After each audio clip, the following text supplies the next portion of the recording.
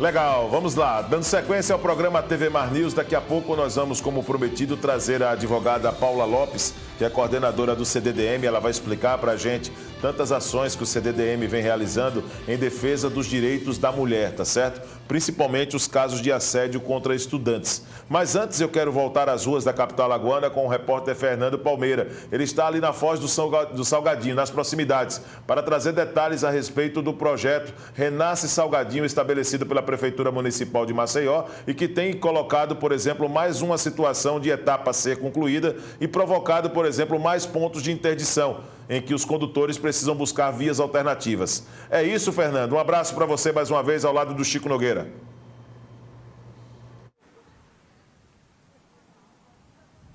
Nós estamos aqui no binário Humberto Mendes com a Buarque Macedo, vias importantíssimas que dão a circulação do trânsito no centro de Maceió, o acesso desde a parte do bairro do Poço até Jaraguá, pegando a Avenida da Paz. E aqui à margem, bem próximo, nós estamos na Igreja Matriz Nossa Senhora do Carmo. Aqui também temos casas de saúde, escritórios de instituições como conselhos de secretarias municipais. Agora o trânsito está assim, paralisado, ou seja, a obra parou, uma obra importante, o Renasce Salgadinho, que promete fazer com que todo esse mau cheiro que exala a todo momento, independentemente de termos o tempo chuvoso, como já estamos no tempo invernoso, e também quando está o riacho com as águas mais baixas.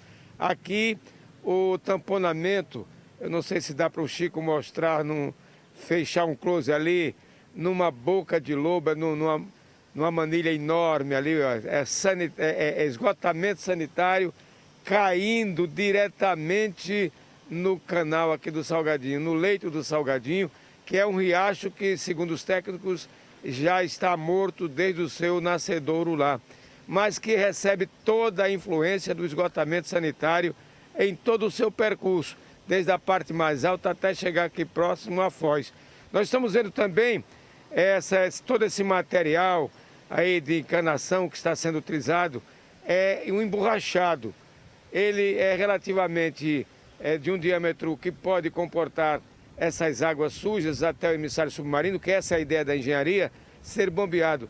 Mas para muitos observadores acham que o diâmetro é muito pequeno, a não ser que a engenharia utilize também da outra margem esse tipo de encanação para dar uma fluidez, principalmente ao esgotamento sanitário, e deixar as águas do Salgadinho livres, essas águas que são mais pluviais e de esgoto, e que plantas que se pensam plantar aí, ela venha purificar essa água. O importante é despoluir tanto o ar, que exala um mau cheiro muito grande para quem passa por aqui, e também fazer com que a belíssima praia da avenida seja liberada como nos tempos de outrora para o nosso visitante, para o nativo, para os que moram por aqui, enfim. Mas olha, estamos vendo máquinas na pista aqui, no leito que sai da parte alta para a parte do litoral, da Avenida da Paz, interditada e a obra paralisada. O outro lado tem uma parte parcialmente liberada, que também, logo no início da Avenida Humberto Mendes, para que aqueles que trabalham e que residem aqui nessa área, próximo aqui, também frequentem a Igreja Matriz Nossa Senhora do Carmo, tenha esse trânsito.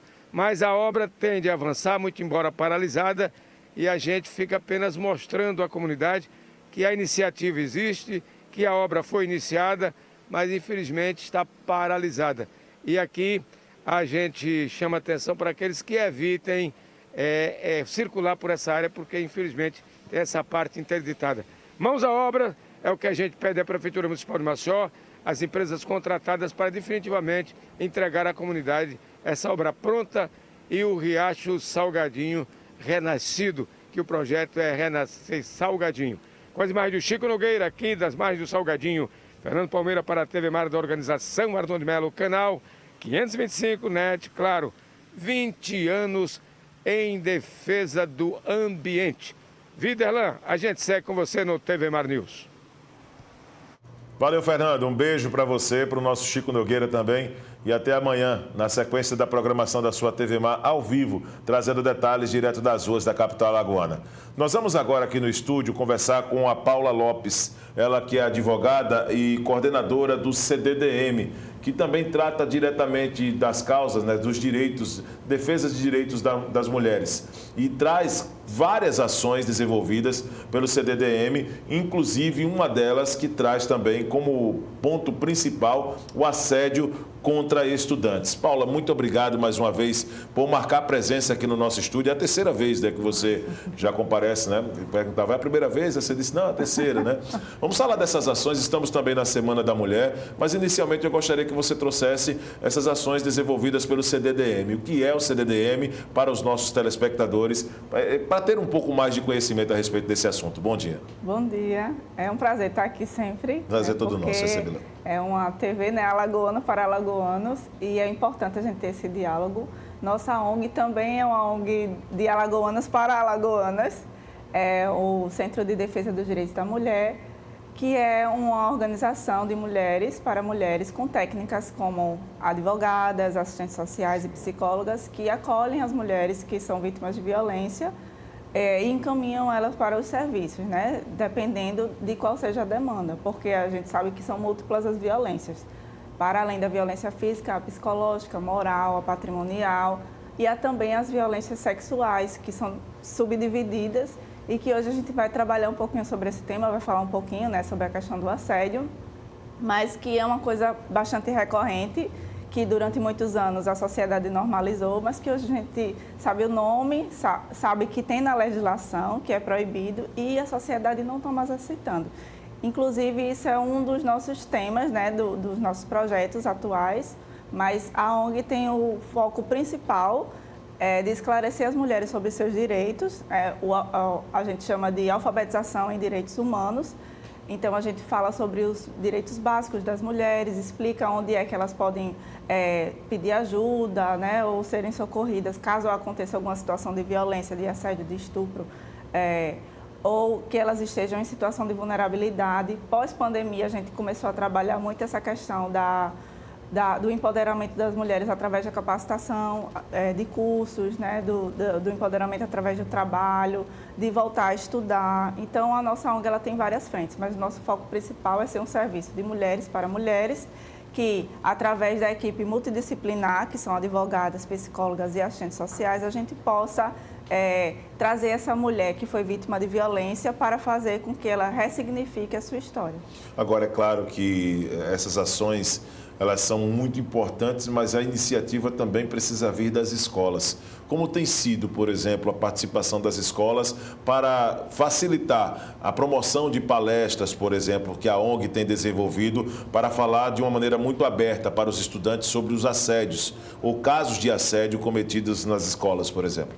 Bom, para começar, né, essa história, a gente precisa esclarecer como foi que começou o projeto. E tudo começou, esse projeto chamado Escola Sem Assédio, tudo começou através das diversas denúncias que a gente recebia através das nossas redes sociais, como o Instagram e também através do nosso WhatsApp, de estudantes, meninas e meninos que nos relatavam situações de assédio ou de importunação sexual dentro do ambiente escolar, que era insustentável, que fazia com que eles ou desistissem de estudar ou tivessem que trocar de escola, mas que havia também uma certa falta de punição da direção, por exemplo, ou da coordenação da escola para com esse agressor assediador.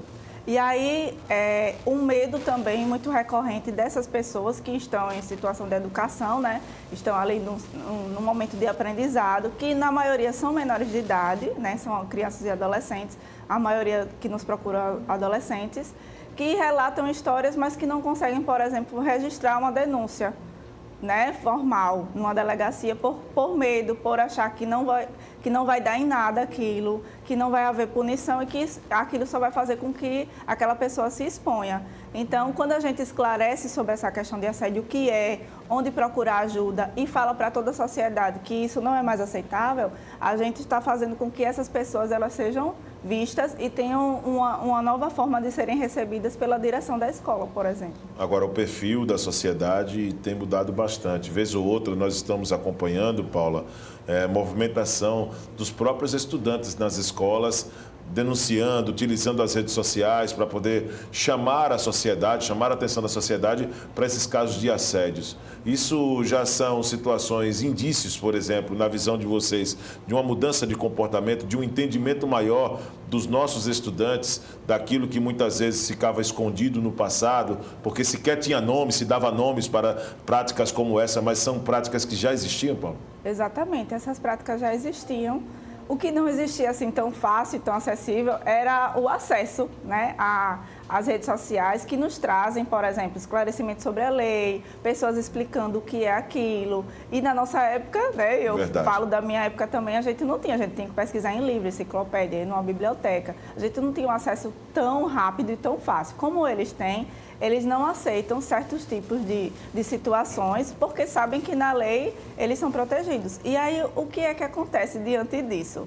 Talvez essas pessoas que estão à frente das direções de escola não estejam totalmente preparadas para isso, porque também são de outra geração, né? E aí, trabalhar o assédio, fazer a denúncia, chamar as pessoas que são responsáveis na rede para proteger essa criança, essa adolescente, também não é uma tarefa fácil, porque a gente sabe de todas as dificuldades que o nosso estado de Alagoas, nossa cidade de Maceió, ela tem em trabalhar esses temas. E aí, qual é a grande questão disso tudo? Como trabalhar isso nas escolas, fazer com que essas crianças e adolescentes sejam ouvidas, mas também ouvir o outro lado. Quem são as professoras, os professores, a direção, a coordenação? Quem é a comunidade escolar que está também vivenciando isso e não está sabendo lidar, por exemplo, encaminhar esses casos?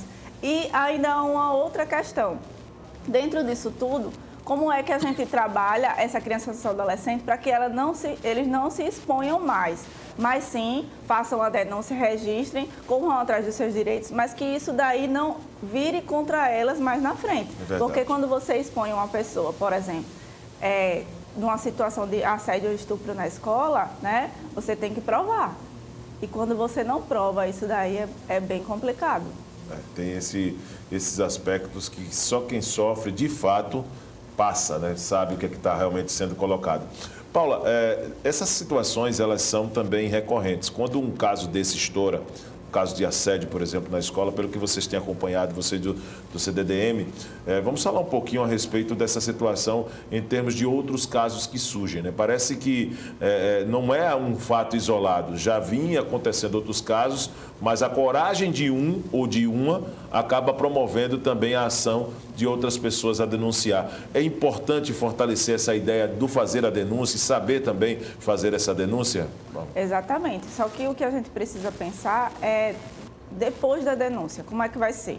Será que vai ter apoio, né? Vai frequentar a escola, o professor, professora, ou o assediador, assediadora, ele vai estar ali dentro do contexto escolar ou vai ser afastado? Então, é preciso pensar nessas medidas, porque quando você denuncia, em algumas situações não é de imediato que o agressor, agressora, ou assediador, assediadora, ele vai ser punido. Então, é preciso pensar no dia a dia, porque a gente não está falando de algo que você vai uma vez na vida e depois não vai mais. A gente está falando da escola, que o adolescente ele vai todos os dias, ele convive, ele tem os amigos, geralmente é próximo à casa que mora. Então, é preciso pensar nessa questão também. E é preciso esclarecer quais são esses tipos de violência sexual, né, de importunação, o que é assédio, que o assédio ele exige essa questão hierárquica, né, ele ainda exige o assédio sexual do ambiente escolar. Então, é preciso que o assediador, assediadora esteja numa posição superior àquele estudante. Então, é preciso pensar em tudo isso e ver que o toque indesejado, né, que passar a mão, que tentar beijar, que mandar mensagens insinuando algum de cunho sexual, essas questões, elas não podem ser tratadas como algo normal, né? E a gente também sabe que o assediador, assediadora, às vezes tenta descontextualizar. E aí aquele adolescente, aquela adolescente, eles se sentem lá na frente confusos sobre o que eles estão sentindo e sobre como as pessoas tratam aquilo, normalizando o que é uma violência e o que faz eles se sentir mal. Paula, parabéns pelo trabalho de vocês. Gostaria de agradecer sua participação. Estamos vivendo a semana também do Dia das Mães. Eu sei que, inclusive, tem ações desenvolvidas por vocês. E vou deixar você muito à vontade, tá, para poder deixar suas considerações aqui nesse finalzinho do programa TV Mar News, mas já estendendo também um forte abraço de toda a nossa equipe para vocês que formam o CDDM. Tá joia. Então, quero agradecer a oportunidade e dizer que lá na ONG a gente desenvolve alguns projetos importantes, né, para trazer as mulheres, trabalhar a autoestima. Nesse Dia das Mães, a gente sabe que domingo agora vai ser Dia das Mães, e é muito importante a gente entender a mãe como uma mulher, como uma pessoa, porque muitas vezes a mãe é a pessoa mais explorada da casa, é a primeira que acorda, é a última que dorme, trabalha dentro de casa, trabalha fora de casa, trabalha dando atenção a todo mundo e às vezes ela própria não se dá atenção. A gente também sabe que isso gera consequências, como por exemplo, a mulher ser a pessoa que mais morre por câncer, né, de útero e de mama, porque geralmente ela cuida de todo mundo, marca médico para todo mundo, mas quando se trata dela, ela se deixa em último lugar. Então que a gente lembre dessas nossas mães, né, que são mulheres fortes, aguerridas, que nos criaram, que tiveram a função mais importante do mundo, né, que é criar um ser humano para a sociedade, e que a gente entenda isso como trabalho. Nós entendemos na ONG que toda mãe é uma mãe trabalhadora, porque criar uma criança, um ser humano, não é uma tarefa fácil, é a tarefa mais importante de todas, e que lá na ONG a gente tem um projeto novo chamado Uma Mãe Levante a Outra. No sábado nós teremos um encontro muito importante, onde vamos trazer as mães e trabalhar diversos temas importantes. E quero convidar todos a conhecer nossa ONG. Nosso Instagram é @CDDM_AL, repetindo, @CDDM_AL. Nos sigam e participem das nossas atividades. Muito obrigada. Nós que agradecemos. Assim nós vamos encerrando esta edição do programa TV Mar News, ao lado da Paula Lopes, advogada e coordenadora do CDDM, com várias ações. Lembrando que a reprise desse programa você vai poder acompanhar daqui a pouco também na íntegra no nosso canal no YouTube, tá certo? Então acessa, dá aquele like, aquele joinha, inscreva-se e receba as nossas notificações. Um grande abraço e até amanhã para mais uma edição do programa TV Mar News.